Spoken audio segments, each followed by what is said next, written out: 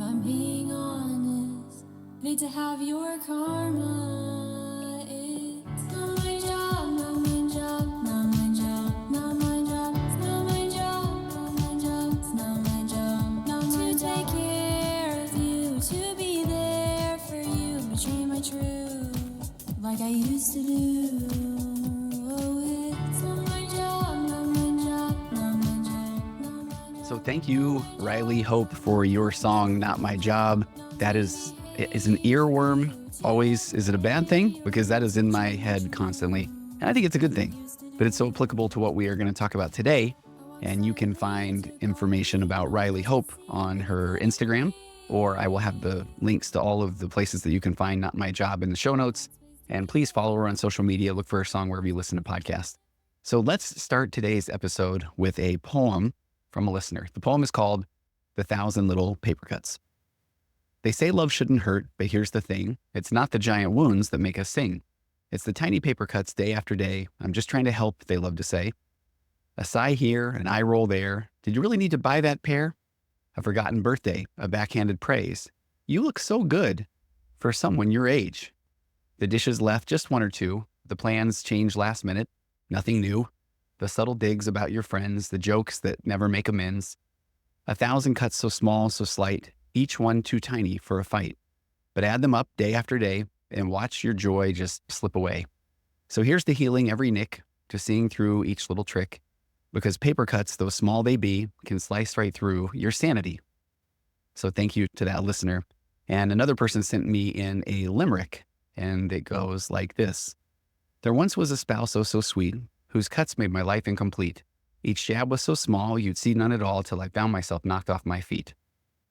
So you guessed it, we are talking about cuts today, and we are talking the thousands and thousands of cuts. Paper cuts, I don't know, cuts with small knives, cuts with fingernails, you name it, but thousands of tiny cuts, and that they make up what it feels like often to be somebody that's in a relationship with somebody with narcissistic traits and tendencies, or the incredibly emotionally immature. Hey everybody, welcome to Waking Up to Narcissism. I am your host, Tony Overbay.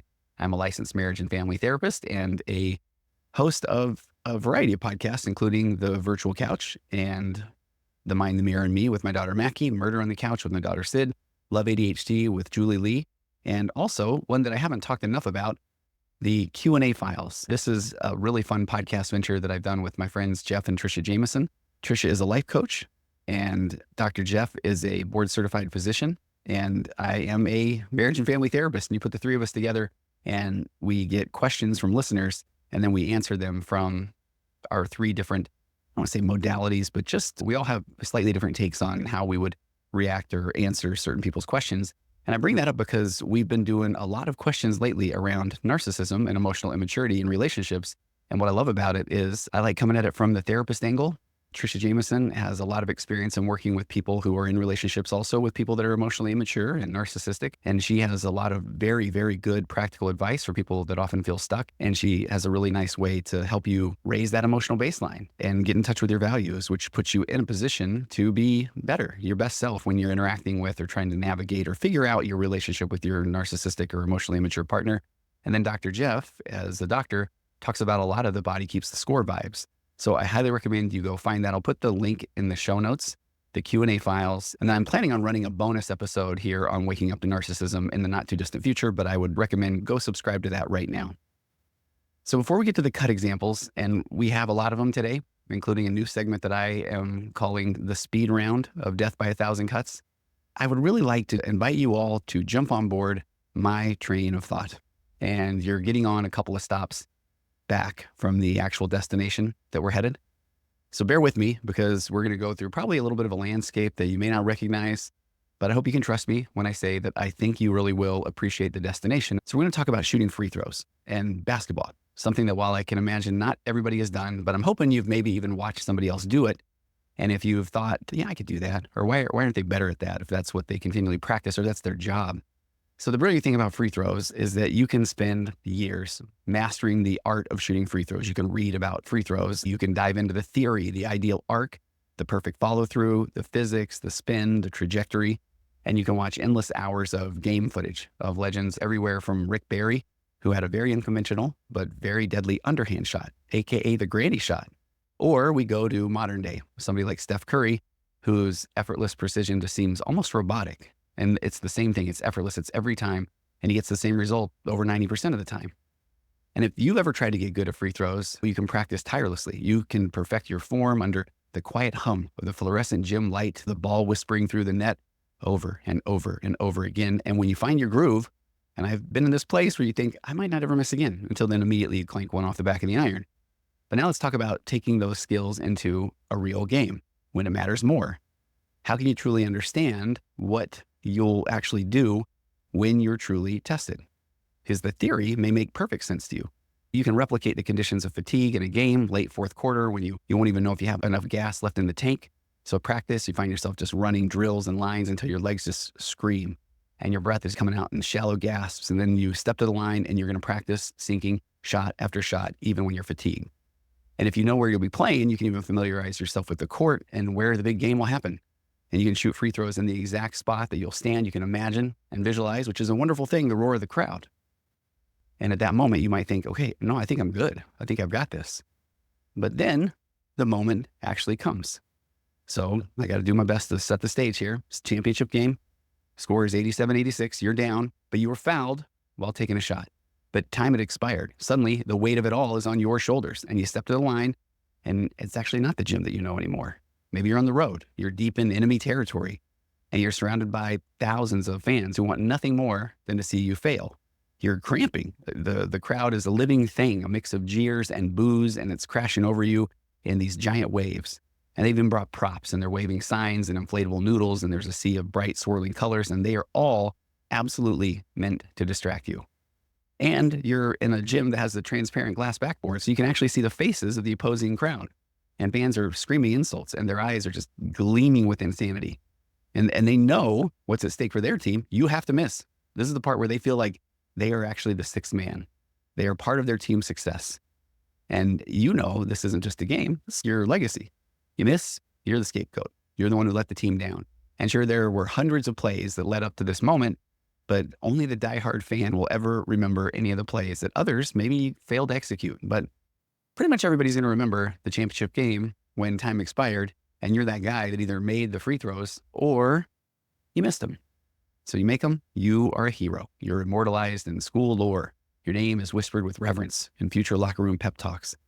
You miss, and people will actually move their children to the other side of the street when they see you coming, because they're afraid that whatever it is that caused you to choke in that moment might actually start to rub off on them or their kids. So there you are again. Your palms are just slick with sweat. The ball feels heavier than it ever has before. You bounce it once or twice, and that is a loud echo, and it sounds louder than the crowd. But your heart, that's even pounding even louder. That's what you hear. The rim looks small. The distance actually looks very long, longer than it's ever been. And you can feel the weight of your teammates' stares and the burning hope in their eyes. And you can hear your coach's mantra ringing in your ears. Focus on the mechanics, kid. Trust the process. But you have never been in this situation before. Yeah, there's a process. You want to trust it. You practice it. But this isn't practice. This isn't the controlled environment where you train so diligently. This is raw, unpredictable life. And your body starts shaking with exhaustion. And your mind fights to block out the noise and the stakes and the crushing fear of failure. All that preparation, all that practice brought you right here. The practice can only carry you so far, because that moment demands something that you actually can't simulate. It requires composure under pressure and the ability to quiet the storm in your head and then summon your very best when everything around you is chaos. And it's in that moment that you realize that really no amount of preparation could fully prepare me for this very moment. There's an acceptance there. And you take a really deep breath, and the crowd starts to get even louder. And then you shoot. So I'm very curious. Did you make it? Because whether or not you made the shot in your mind, I don't know, might actually say something about how you feel about yourself. But the point I really wanted to emphasize is that there is a real gap between preparation and real life execution. And I'm saying that with, check that out. Isn't that fascinating? And more, I'm hearing from listeners and clients who are understanding they know the 5 rules of interacting with a narcissist. They know how to raise their emotional baseline. They know how to get their PhD in gaslighting. They might even get out of unproductive conversations, and they've set healthy boundaries, and they know that a boundary It's not an ultimatum. It is a me thing. If you do this, then I will leave. And they also finally embrace the fact that they can't give this other person the aha moment or the epiphany. And let's say that they're truly starting to appreciate and they're practicing more and more of the 4 pillars of a connected conversation. They're understanding now that in a narcissistic or emotionally immature relationship, they're not necessarily assuming good intentions, that this person is not trying to hurt them, but no, it's part B of that first pillar, where they're saying, okay, there's a reason why this person's showing up the way they are, because they're emotionally immature, because this is the way that they feel like they have to communicate. And then they're embracing pillar 2. I can't tell that person that they're wrong or that's ridiculous, but I do, and I'm allowed to think that it is wrong and it is ridiculous, but my goal is to stay in this ball game. So I go to pillar 3, questions before comments. Tell me why you said that. Tell me where you were headed with that. What's that like for you? In pillar 4, I'm going to stay present. I'm not going to go into a victim mindset. I'm not going to say, you're right, I'm the world's worst human being, because I don't need that person to rescue me, because I'm starting to learn that I'm okay and I know how to rescue myself. So we've got those 4 pillars and the 5 rules of interacting with a narcissist. And we also have people that are telling me that they're really understanding and appreciating the practice of being differentiated. You know, having a strong, flexible sense of self, of knowing who I am without needing someone else to tell me, and not necessarily seeking external validation every chance I get, which leads to them being able to calm their own mind, quiet their own heart, and soothe their own anxiety, which then allows them to show up even more grounded, more present, not overreacting, not playing small, and then understanding that discomfort is this opportunity for me to grow. And dare I even say that they are starting to learn how to construct their crucible in those moments where they reach gridlock and they know that their partner is not going to have that aha moment, but they also know what is best for them, the things that they can say from a place of true integrity, even when their emotionally immature and narcissistic partner is not only not going to reciprocate, but when the information that you are realizing you're willing to die on a hill for may in fact be used as a very attack surface against you. But then you get in that big game of life, you are grounded and you are calm. And the narcissistic or emotionally immature partner in your life finds new buttons to push. Well, I'll tell the kids that you wanted this divorce, or the narcissistic parent says, I really don't like a lot of the parts of you that I'm seeing, and you just feel crushed. That's your parent. Where do you think you learn these things? Well, I feel for you, because you can learn everything you can about almost anything. But when you are in the game of life, you need your reps to get better. Recently, a client of mine who has been doing so amazingly well in their healing journey was met with a very, very bad episode of being berated by a family member, and they were grounded until they weren't. And then they asked me what was wrong with me, which again, nothing, that they were in that big game of life and they had never been in that very situation as them before, hearing the things that they were hearing. So check that out. Give themselves some grace, because you were aware of how you were showing up in that moment until your amygdala became hijacked. And at that point, it was a little bit too late. So let's start with some grace, no shame. You're not broken, you're human. Let's review the game film. What am I pretending not to know? Did I really think that this person would have that aha moment? Where was I aware of what was happening, that I was getting emotionally elevated? And why wasn't I able to leave? Because I thought I had a clear boundary in my mind. If they continue to yell, then I will leave. Well, as I'm saying this to you now, it might sound like it should just be that easy. But I want you to know that I know it's not.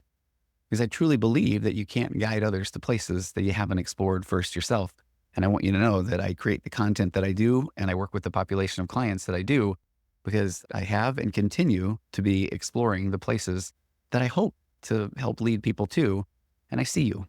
I don't know what it feels like to be you in your situation, but I've had many, many situations, even very recently, where I am differentiated until I'm not, where I'm a few pillars into my 4 pillars, and then they are just suddenly gone. And in those moments, I do see my own emotional immaturity on absolute full display. Check that out. As a matter of fact, yesterday, I pull up to a store, let my daughter, her boyfriend, and my wife out to grab something to make some cookies. And I am far off to the side of the store, but I'm not parked. I am up front. It is busy. I don't believe I'm in the way. They're just grabbing 1 or 2 things. And my window is rolled down. Thank you, Arizona, in mid-November. I see you. And a guy walks by and says very passive-aggressively under his breath, that's not a parking place. And I impulsively yell without looking up from my phone, thank you. Why? I don't know, because I did, because the synapses in my brain fired and engaged with my vocal cords, and my inner jerk impulsively and emotionally immaturely yelled, thank you. Not smart. I don't know who this person was. And had he returned, I was fully prepared to take ownership. My bad. I could pull in a space. I think I'm special and that this is a unique situation, which it truly isn't. So your comments are not only good and fair, good sir, but true. But he didn't come back. And I shared with my family, to which my wife said, isn't that a little bit immature? To which, of course, I said, nee, nee, nee, nee. I really didn't say that. I said, yeah, that was more than a little bit mature. It was extremely immature. So own it and do better. I really want to do better.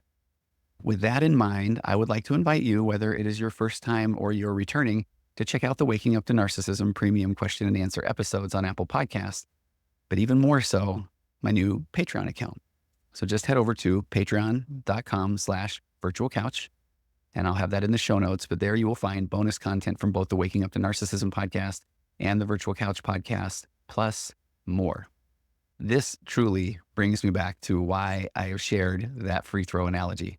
Because on Patreon, I've decided to open up more about my own personal experiences with the narcissist and the emotionally immature individuals in my own life, as well as my own emotional immaturity. Those challenges, the failures, and the moments that have shaped not just the content that I create, but also, honest to goodness, my personal growth. Because as much as I believe in studying and in reading and in preparing, you do ultimately have to get your reps in.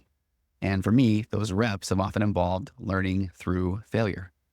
So that when somebody in my life found just the right button or a combination of buttons to press, and all of a sudden I completely lose my cool, that is an opportunity for me to grow. And that is where I grow. Absolutely. And I have confidence that I will grow from those experiences. Those are the stories that I don't typically share, except occasionally with a client who assumes that just because I can articulate these concepts and say these words that I must have perfect execution. Spoiler alert, I don't. And that, listeners, is perfectly okay.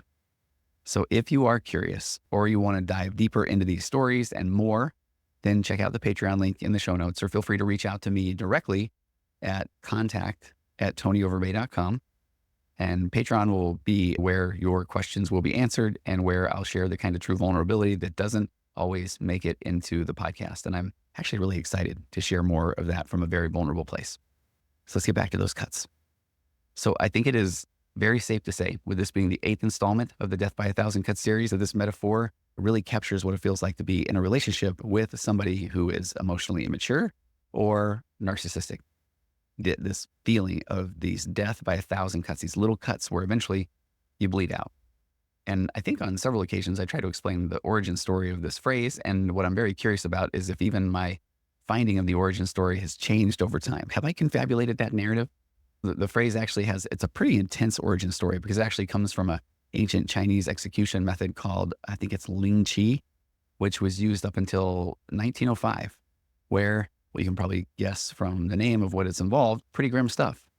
But here's why it is such a perfect metaphor for toxic relationships, and why I think it is that these episodes of the podcast have so many more downloads than the others, because they just resonate. They make sense. This is where a lot of people start to realize that they're not crazy, that they're human, and they're not in a great relationship. They don't feel so alone. So think about a paper cut. And true story, I opened a cardboard box a few days ago, and I cardboard box cutted me under a fingernail, and it still hurts. Man, that was too big. I think that defeats the whole purpose of the concept of paper cuts. But think about a paper cut. One paper cut, no big deal, right? It can be very annoying, sure, but you probably don't mention it to anybody unless you're really looking for validation. But imagine getting paper cuts every single day in the same spots over and over and over, because that's what these relationships start to feel like. Each little dig, each subtle eye roll, each forgotten promise on their own, they seem small. And that's why it's really hard to explain to friends or family why you are just hurting so much in your relationship. Because you try to explain it, and often it comes out, well, I mean, they sighed really heavily when I got excited about my promotion. And people look at you like, and that's it? Just a sigh, isn't it? But it's the thousands of sighs and the countless times that they've dampened your joy and dismissed your feelings, or made you second guess yourself, or made everything all of a sudden about them. That's what makes this form of emotional abuse so insidious, because it's death by 1,000 little paper cuts, each one so small enough to dismiss, but together, they will bleed you dry. You will bleed out. So today, I'm sharing stories from listeners who've experienced this, because sometimes putting words to these small wounds, I think, is one of the very first steps to healing them. And all of the names and situations have been changed and I've been given permission from those who have shared. So let's jump into the world of family events. This person says, every time we visit my parents, which is about once a month, my husband creates this cloud of tension. Last Thanksgiving was typical. He spent about 45 minutes in the shower when we needed to leave, even though I'd reminded him of our departure time repeatedly. And then when I knocked on the door, he said, hey, can't somebody get ready in peace? You seem to get all the time that you want. That he couldn't find his shoes, which took another 10 to 15 minutes. And he sure acted very lackadaisical trying to find them. And we arrived an hour late. And then he spent the entire dinner sighing heavily, checking his watch, looking at his phone. And when my mom asked, hey, would you like some more? Then he muttered, I guess so, while scrolling on his phone. Later, a sister of mine texted me saying, hey, is everything okay? Because you could really feel the tension. And so then the next day, when I mentioned how his behavior affected everybody, he said, oh, I think you're the one that was being too sensitive. I think everything was fine. And that he was maybe just a little bit tired, but you took it way too far. So another guy wrote in and said that my mother-in-law has this way of making my wife feel so small, that is so subtle, that it's really hard to call out. At our daughter's birthday party a couple of months ago, my wife spent hours making a homemade cake, which she's very good at. And then when my mother-in-law arrived, she immediately said, oh, honey, did you make that yourself? I would have ordered you one from that nice bakery downtown. You're just so busy with work. You shouldn't have to do all of this. And then she spent the next hour telling everybody about the elaborate parties that she used to throw for my wife and for her daughters. But if you ask my wife and my sister-in-laws about that, they say that that was not the case at all, that their parties were constantly just this thing that was put together last minute. And then my mother-in-law would continually complain throughout the remainder of the day that she wasn't appreciated for all the hard work that she had done. I have a couple of examples that were sent in about the workplace, which I think are really fascinating too. This person said, I led this big account presentation a couple of weeks ago, but somehow then my name was left off of a follow-up meeting invitation. But I heard about it and I went to the meeting. Now, when I arrived, my boss acted really surprised. Oh, did you want to join? They said. I thought you were busy with some other projects. But then the portion of the presentation came where that was clearly my part of the presentation. So I tried to jump in, but she interrupted me so many times and gave me helpful corrections. And then later I overheard her talking to her boss, the VP of the company, just loud enough for everybody else to hear. Do you think maybe that account is a little bit too much and too complex for somebody at her level? And so then when I finally got the courage to confront my boss, she said, hey, I think you probably heard that wrong. And I just want to make sure that we succeed. It's a team effort after all. This person said, yesterday I was texting my sister about her divorce when my husband walked by and he just casually glanced at my screen. And he said, so how's your sister doing? Even though I had not mentioned who I was texting. At dinner, he brought up how funny it is that some people just text all day and then asked me if I'd been on my phone much today at all. And when I went to take a work call later on in a different room, he walked by twice with laundry. He doesn't do the laundry. He could have easily done that later. And this morning he mentions that my screen time seems to be a little bit higher lately, as if he's been checking. If I mention this to people around me, they're going to say, well, just tell him that, hey, mind your own business. Or, well, shouldn't you guys be pretty transparent anyway? But if you have experienced this death by 1,000 cuts, I think you can see that this is just his way of just continually letting her know that he is checking on her and that he doesn't approve of the things that she's doing without having a mature adult conversation.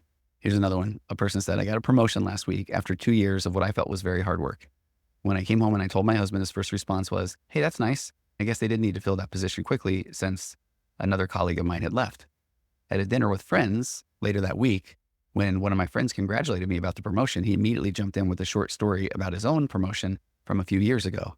And then later he said, you're really lucky that they didn't check your references from your old job. And then meanwhile, he tells everybody who will listen about his very minor sales victories at work. It was like he just couldn't let any of it be about me. This one I put in the weaponized routines category. A person said, I have to leave for work at 7:30 sharp to make my train.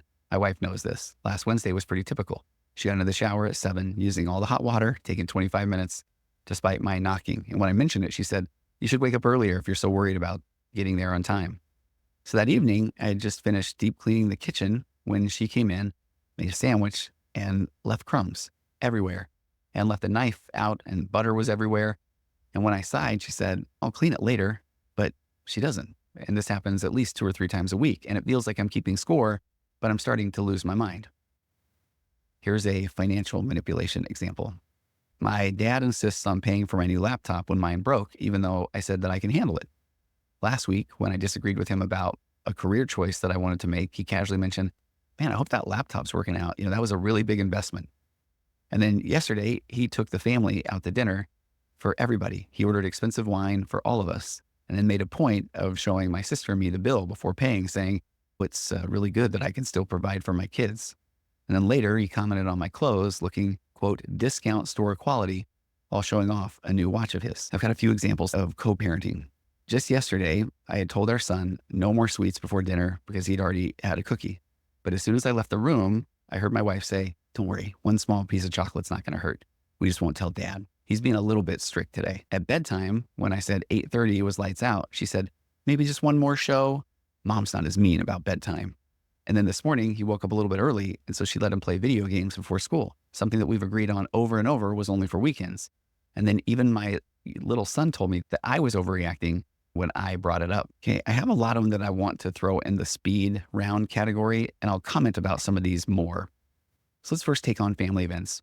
One woman said, my husband accidentally spilled wine on my sister's chair at a holiday dinner, but then spent 20 minutes very loudly cleaning it up while we were trying to open the presents.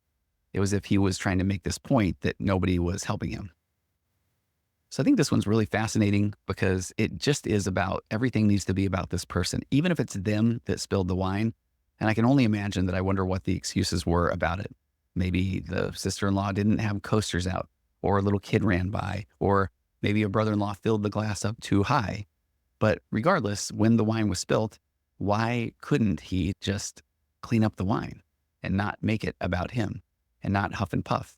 And this is where I go down the path of the emotionally immature, because if he really was upset because people were going ahead and opening presents and he couldn't be as big of a participant because he had spilled the wine, then this is where we need to use our big kid words and be able to say, hey, my bad. I didn't mean to spill that. Obviously that's on me. Even if I want to ask, can I get a little help, or can you guys just hang on a second? I'll clean this up and I would love to be a part of the present opening. The next person said, my wife answers work calls during family photos, making everybody retake them multiple times. When she was finally confronted about it, she said, sorry, but my clients need me. And if you look in this world of emotional immaturity, and I'm not saying that she doesn't have a very important job, but this is where I think that the differentiation piece comes in. If you are trying to show up in a more emotionally mature and emotionally consistent way, is that if you know that you have to make phone calls, can you now have that personal boundary of that if people call during this time, then I will get back to them later. Or if I really do need to, if there's a life and death situation, which I guess you're the only one that knows, maybe you're a world famous neurologist and you've already said that when you get to this part of the brain surgery and I'm the only person that understands what's going to happen, then yeah, maybe give me a call. Although I would maybe suggest to the world-renowned brain surgeon that they have that difficult conversation with the family and say, I am so sorry, but I don't want to interrupt this family time with this potential part of the brain surgery. I think I've gone too far with this example, but hopefully you can see where I'm going from a healthy relationship place where either I need to be able to set that boundary and I will deal with work things after, because hopefully you can tell that this starts to feel like this person is saying, hey, I just need everybody to validate me and know that I am very important and that I will possibly have to step out of this situation that we are all here for any minute. And then you guys won't appreciate me enough because now you're complaining, even though see the aforementioned comment that I'm very important. This one, a wife said that my husband, during our son's graduation, spent 30 minutes looking for parking while we saved seats, missing the whole processional. Then when my mom asked where he was, then he blamed me for not giving clear directions to the venue. The taking ownership of something, I think, is one of the biggest challenges to those who are in relationships with emotionally immature or narcissistic people. Because if you get somewhere late, it is far more mature, consistent, trustworthy. It is far more intimate and not from a validation seeking standpoint to just take ownership and say, oh man, I should have prepared sooner. And I will drop you guys off, but film the processional for me if I don't make it, because that's on me. Or I'm willing to drop you guys off, park the closest place I can, and I will do a dead sprint to make it there on time. But that is a me thing. I will take ownership of that. And I think one of the difficult things when working with the emotionally immature is you can watch somebody, if it's that guy, let's say I'm working with a guy in that situation, where then instead of him just sitting with the discomfort, maybe acknowledging, maybe this is something that I don't know because I'm getting really defensive, that I will often hear just this laundry list of then excuses. Well, this isn't the first time that that's happened. They don't take my emotions into consideration very often, and they don't even appreciate me. And my wife doesn't want to be intimate with me. And my kids, they just sit on their phones all the time. And that's where you start to see how difficult it can be in trying to interact with the emotionally immature narcissistic person, because they just deflect. They don't want to sit with any of that discomfort. Where in reality, learning how to just take ownership and say, man, that is my bad. And I that would be difficult if that the entire family now was worried about how I'm going to show up when I walk back into the graduation. And I think what's so difficult about these things too is whether it's a graduation, whether it's a wedding, whatever the celebration is, and we're coming up on Thanksgiving and the holidays and Christmas and you name it. And so often you hear about the narcissistic or emotionally immature person, and I was going to quote, air quote, but say ruining a holiday or a big event. And it's because they all of a sudden feel like, okay, people aren't paying enough attention to me, or look at all the things I have done to make this thing happen. Where I want the emotionally mature person to recognize, and this is where you get that internal validation. I'm grateful that I played a role that allowed this to happen. Maybe it's gifts at Christmas. Maybe it's having the entire family come in at Thanksgiving. And I've worked hard and been able to afford the things that have allowed people to come to town and show up together. But do I need a trophy for it? Do I need a medal? Do I need a plate of cookies for it? If I do, first of all, acknowledge it. Oh, check this out. I'm noticing that I really am wanting people to say, you're the best, because just the awareness of that is a big step. This is one that I think is pretty funny too. A guy wrote in and said that my wife volunteered to make deviled eggs for Christmas dinner and then forgot the paprika that my grandmother always uses, which I was never a big deviled egg guy. And I still am not quite sure if I am or not, but I do know what the paprika is. I think it's the little red stuff that goes on top of it. But I love it because my grandmother made those deviled eggs as well. His wife forgets the paprika that he said my grandmother always uses. And that sparked a 20-minute discussion about how now all of a sudden she wanted to make it her own, as if she were being judged by Randy from American Idol. That's a really funny piece of business right there, by the way, if you're an old school American Idol fan. But he said, versus admitting that she either forgot the paprika, or maybe she doesn't even like paprika, but she literally can't admit to anything that she possibly did or got wrong.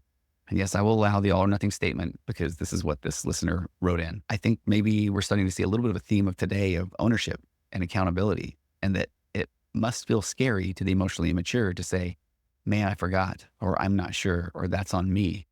But if you're a person who has gotten okay with the discomfort and you are starting to take ownership for the things that you do in a relationship, I want to tell you that can be so empowering, because you can often feel the people in the room that are disappointed. And so then what do I do with the discomfort of that disappointment? So typically I want to shift blame, or I want to play the victim card. Man, you guys, I've just been having such a rough day. And then the car, and it's so hot, and I was just worried. And then people are like, hey, it's okay.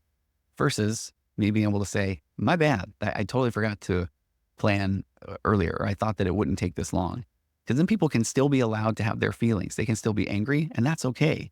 And now you're making space for that because I am okay.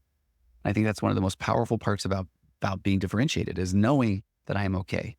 Starting to learn that the things that I'm doing, the things that I'm thinking, the things that I'm feeling, the life that I'm experiencing is my experience. And yeah, I am reacting. I do say thank you out the window at a passerby who mumbles under their breath that I'm not in a parking place. But very quickly, I had to acknowledge I'm actually not in a parking space. And I want to say, well, it didn't impact him, but that's me wanting to project my discomfort onto him and then have him take ownership of it. Where is there truth in what he's saying? Absolutely. Can I grow through that? I think I can. I'm still struggling a little bit with whether I would do that again in the future, because I don't want to do it just because I felt bad. I want to do it because maybe those feelings came up in me and that allowed me an opportunity to do a little self-confrontation and growth. Let's jump into the undermining parent-in-law. Every visit, this person says that their mother-in-law says to her, oh, you're still breastfeeding. That's kind of funny. My children were all sleeping through the night at 6 months and with formula, and they're very healthy now. This person also said that she brings backup outfits for our kids to family events, just in case what mommy picked wasn't warm enough, and makes sure and lets my kids know that all the time. She said she also rearranges our kitchen cabinets during visits, saying, I just want to help you be more organized like your sister-in-law is. And then sends pictures to our family group chat showing how she fixed our home and reorganized my cabinets, which then I need to go back and put the way that I want them later. And she also said that at most every birthday, she brings up how she saved all of her children's artwork in special albums, and she scrapbooked while glancing at our kids' artwork, which is magnetized to the fridge, and says, do you ever organize these, or what do you do with these? do your kids actually like this? And let's go back to the world of professional sabotage. One person said that a person in their group carbon copies my boss on just routine emails with little subtle corrections to everybody else with the phrase, just keeping everybody in the loop. But my boss doesn't have the courage to respond back and tell this employee how annoying they think it is, like they are telling me. So I'm seeing emotional immaturity in the workplace from a boss and a colleague. Another person said that someone in their office takes personal calls on their speakerphone right next to my desk, and we are in an open cube farm during client meetings that I'm having, saying, I'm sorry, is this bothering you? And then in every project meeting, she restates my ideas 5 minutes after I share them, slightly reworded. And the team now says, yeah, that's a great idea, Barbara, when they were actually my suggestions initially, but I feel like I'm going to be a baby if I try to speak up for myself. Another person said, my boss always schedules important client meetings for 8 a.m., knowing that I drop my kids off at school. So when I arrive at 8:15, he's already, sorry, we had to start without you. And then I had some speed rounds of phone surveillance as well. So here's what's difficult is, isn't that funny? I was going to say, if this woman, and look at me being gender stereotyped, she's talking about, this person is talking about their boss is scheduling these meetings at 8 a.m., knowing that this person drops their kids off at school. So I do not know if the person, who this person is that is dropping the kids off at 8:15. But what I would love to share, but what I might encourage is, this is where that crucible concept comes in. Is this a hill that I'm willing to die on? Because if so, then I need to be able to express myself from a place of integrity. But I can see the difficulty here, because if I'm saying, hey, I find it difficult that you are continually scheduling meetings at 8 a.m. and I've been very clear, and it's been okayed by upper management that I do drop my kids off on the way to work and that I arrive at 8:15, and that is on time. So would you be able to schedule the meetings a little bit later at 8:15? That's this person doing it from a place of integrity, even if it's not reciprocated or even if it's not met well. But I think one of the most difficult things about being differentiated and creating this crucible in the job place is that there's an acceptance that it actually might get worse for this employee, which I think is so difficult. Because here's where I think sometimes people run into this battle of, are they truly operating from a place of integrity if they are continually stuffing their feelings and emotions, and then they are playing into this scapegoat role in the workplace and being made to feel small just so that this other person can take that one-up position. So at times there has to be an acceptance that might, and I hate to say this, but it could cost one their job if they want to truly come from a place of integrity. But then it comes back to that, what is their integrity worth? And I realize that's very easy for me to say as somebody that works for myself. So I know that that's difficult. So let's go back to the world of phone surveillance. My husband gave me phone accessories for Christmas that let him see my screen from across the room. And he said, I just wanted you to be comfortable. Ever heard that one before? Another one said, sets up find my phone on my device for emergencies and then checks my location constantly. Whenever my phone buzzes, he asks, who's that? Casually while walking behind my chair. If I don't answer immediately, he'll hover, pretending to be cleaning something nearby. Another guy said, she memorized my phone password accidentally by watching me enter it, and then said, you know my memory. It's just something that now I can't get out of my head. But then mentions all the notifications that she saw when I was in the shower. Oh, your mom messaged you from earlier. And I go back to, again, this is a funny one, because in emotionally healthy, connected, mature relationships, I'm a big fan of people having their passwords to their partner's phones. And is there anything in my phone that I'm worried that somebody is going to see or go through? No. And if you are, then that is maybe something that you can do a little bit of self-confrontation on. Are you willing to take ownership of the fact that, hey, there are some things on there that I'm not ultimately comfortable with you seeing? And then knowing a good reason why, because I also believe that people are allowed to have privacy. But when you're in a mature adult relationship, hopefully you can see where that can be difficult, because why do I feel like there's something that I can't share with my partner? Now, because if it is something that is necessary to have some privacy around, then can I calmly and comfortably state the reasons why I need this privacy? And then if my partner gets really upset, I can understand. I can empathetically understand why that would be difficult, because then at that point I'm saying, hey, I know it might be difficult, but I would love your trust on this right now. But if it gets too uncomfortable for you, then let me know and we can have a more mature conversation. And we can continue to have conversations around this, because I really want you to feel heard and understood. but there are just certain things that I need to protect because of whatever that reason is. I put these under the category of achievement diminishment because I think there were several of these. A person said that when I won an Employee of the Year award, that my spouse said, yeah, they always give it to a newcomer to just boost their morale. Another person said, after I finished my first marathon, my spouse said, hey, it's great you finished, even if it wasn't under the 4 hours, like I think the average marathon is, which I don't know if there's any truth to that or not. I know there's a magical 4-hour mark, but there's nothing productive about saying, oh, I thought you were going to go faster. Or, well, is that even a good time? Because this is a moment to just celebrate somebody's accomplishment or their achievement. Another person said, when I finished my master's degree, she told everybody at the celebration dinner about how when she was younger, she had actually gotten accepted to Harvard, but chose to raise a family instead, ending with, but your online program, honey, that sounds nice too. Another person said, after I had some artwork displayed in an opening at a gallery, he spent the drive home talking about how his friend who makes real money from art by doing corporate logos is the one that really has the art game figured out instead of just doing paintings. Here's a speed round under weaponized routines. He returns empty milk cartons to the fridge. Well, I thought you want to recycle it yourself. Or this guy said, my wife sets all the clocks 15 minutes fast, quote, to help me be more punctual, but then doesn't tell me which ones because she says that if I'm always guessing, then I'll be more aware and more alert. Every time I have an early meeting, she does a face mask routine in her only bathroom, taking 45 minutes because, quote, skincare is important. She works from home and she has no morning meetings. Another person said he constantly forgets to transfer laundry to the dryer only when I need my work clothes, saying, just buy more clothes if you're so worried about it. And then financial manipulation. These get tough because the financial piece I know is a big reason why some people do feel like they have to stay in relationships. And there is an acceptance there for some. That is most likely where one has to operate from as long as they need to in order to try to get their, I want to say affairs in order, but I feel like that's something from maybe an 80s Bond villain movie. One guy says he offers to split dinner, but then he forgets his wallet. So then when I pay, he tells everybody about the expensive purse that I bought for myself last month. And he says, yeah, I could just never justify spending that much on myself.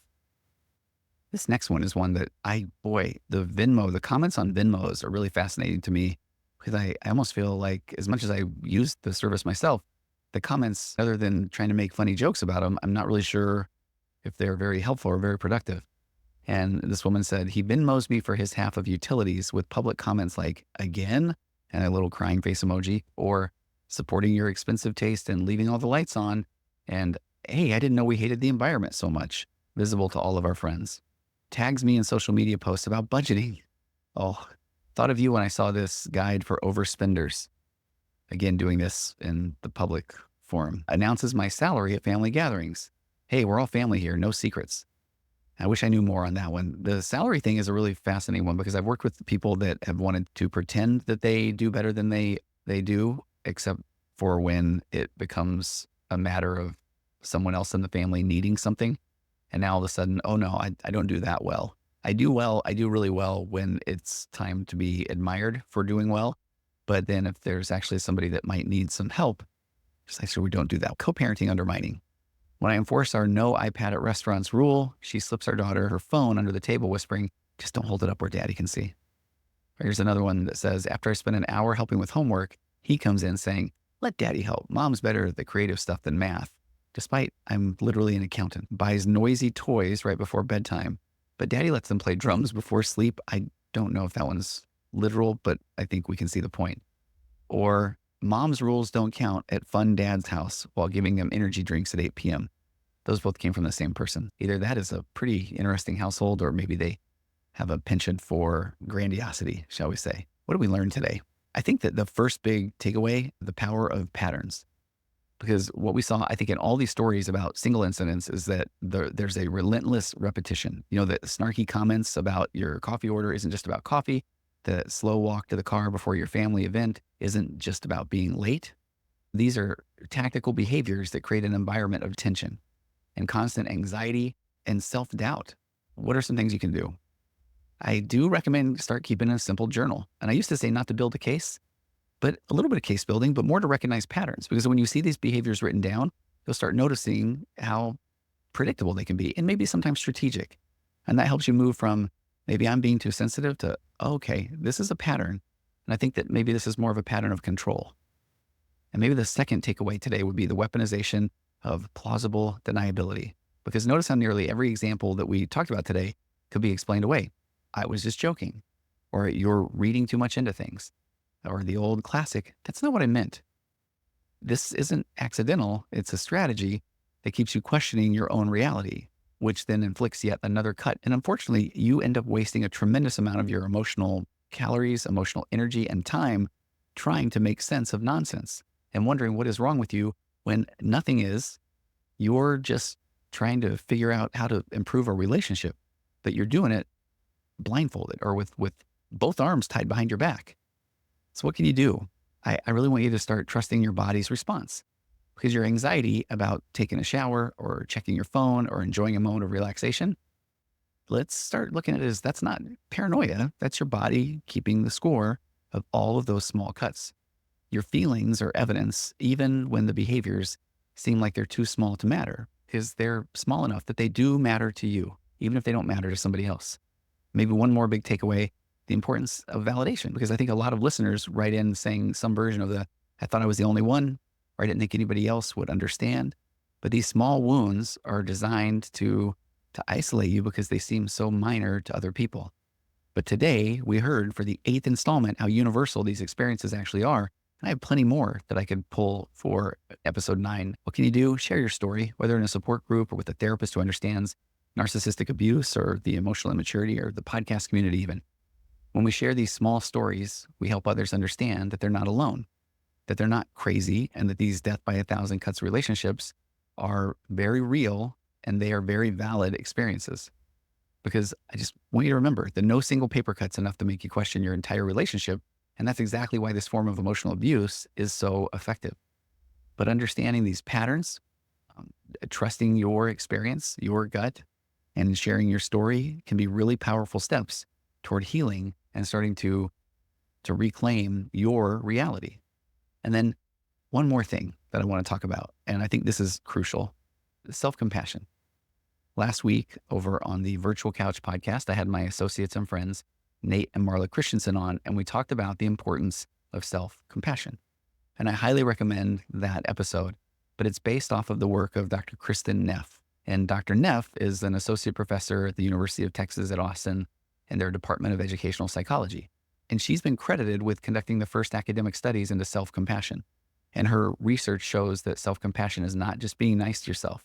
She has 20 years of data now that show it's about treating yourself with the same kindness that you would show a good friend. Because think about it, if your friend told you that they were feeling anxious about taking a shower in their own home or nervous about smiling at their phone, would you tell them that they're being too sensitive? Of course not. Or if you would, you're being a weenie. And I worry that too often when people do hear things like, would you talk to your friend the way that you talk to yourself? People in my very office have said, yeah, actually, I think I would. Well, again, it's a jerk move. So hopefully you'd recognize their pain and you'd validate their experience. So this is especially important for survivors of the death by 1,000 cuts types of relationships, because we've often internalized the message that our feelings are too much or that we're overreacting. And guess what? You are not too much and you're not overreacting. Your feelings are there because they are. And self-compassion has 3 key elements: self-kindness instead of self-judgment, recognizing our common humanity instead of feeling isolated, and then mindfulness of our emotions instead of avoiding them. Because when you catch yourself thinking, I should be over this by now, or why am I so affected by such small things? Pause. Acknowledge that your pain is real and that you're not alone in these experiences, and that your feelings are a natural response to the ongoing emotional trauma. And your sensitivity isn't a weakness. It's your humanity showing through despite somebody else's attempts to diminish it. You are okay. You're not broken. You're human. This is the very first time that you are going through life as you. Check that out. Because you are this beautiful combination of your nature and your nurture and your birth order and your DNA, your abandonment, your rejection, your hopes, your fears, your dreams, all of these things that make you you, because you're the only one who knows what it feels like to be you. Now, sure, we grew up needing validation from our parents. We grew up afraid of this abandonment, and we worry that if we're alone, we will die. But you're going to be okay, and you're going to start to figure these things out. And a big piece of that is learning how to trust yourself, trust your gut.